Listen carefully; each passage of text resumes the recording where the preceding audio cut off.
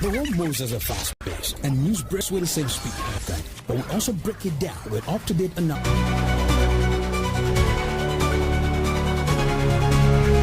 The world moves at a fast pace, and news breaks at AdabaFM. Good afternoon. I'm Adeola Adekunle Omoshola with Global News. In the news, rebels and army in fierce gun battle in DR Congo. Vaccination of livestock to kick off in Kenya. Palestinian hostages die in Israel detention.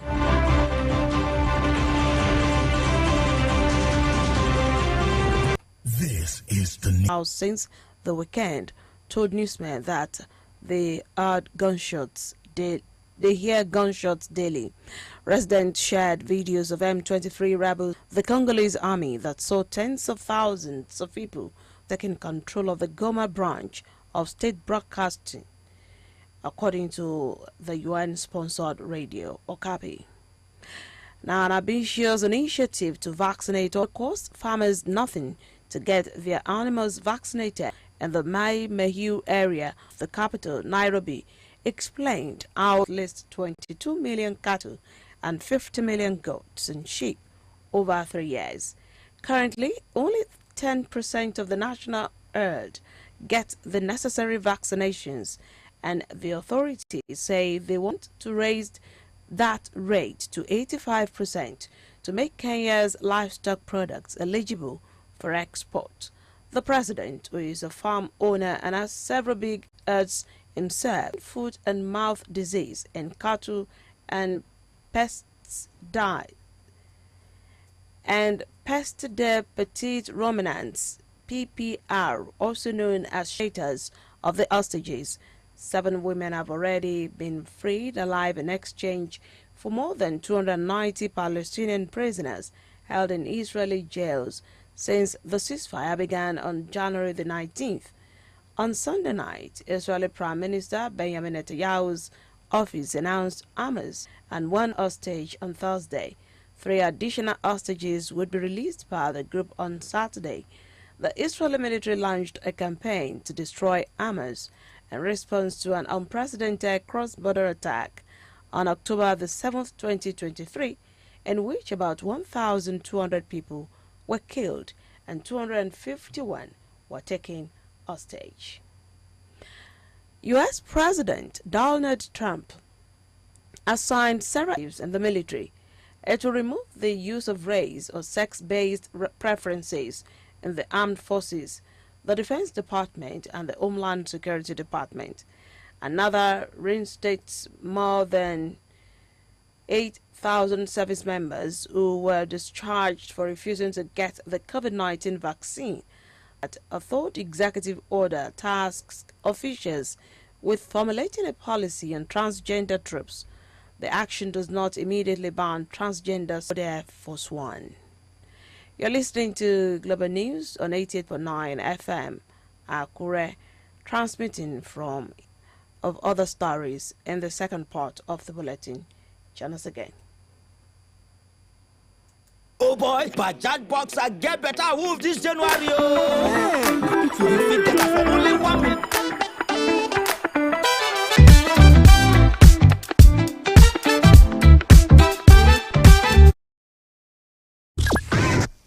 On Adaba.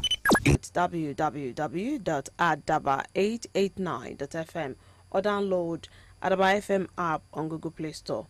You can be part of us on our social media platforms, www.facebook.com/AdabaFM88.9, on Facebook at Adaba889FM, on Instagram and X, as well as AdabaFM TV on YouTube. Until the rest of the bulletin. U.S. President Donald Trump has called the rise of Chinese company DeepSeek a wake-up call for the U.S. tech industry after the major tech firms such as Nvidia fell sharply, with the chip giant losing almost $600 billion in market value. What has shaken the industry is DeepSeek's claim, raising questions about the future of America's AI dominance and the scale of investments U.S. firms are planning. DeepSeek has become the most downloaded free app in the U.S. just a week after it was launched.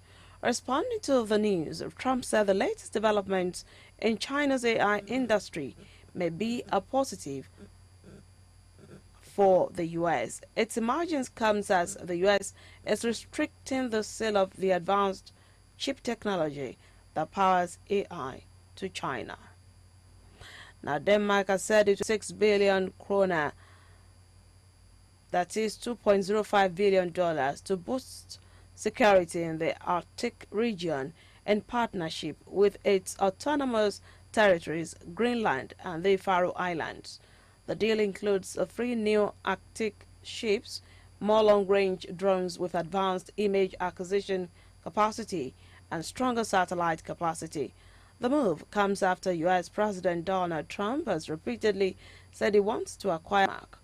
Asked earlier in January whether or not he could rule out using military or economic force to pursue his desire to take over the territory, Trump said he could not.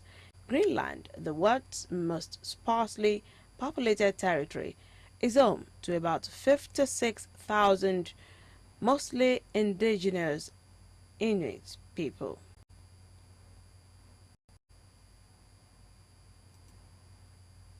Against Tunisia, we see Nigeria battling against the Carthage Eagles of Tunisia.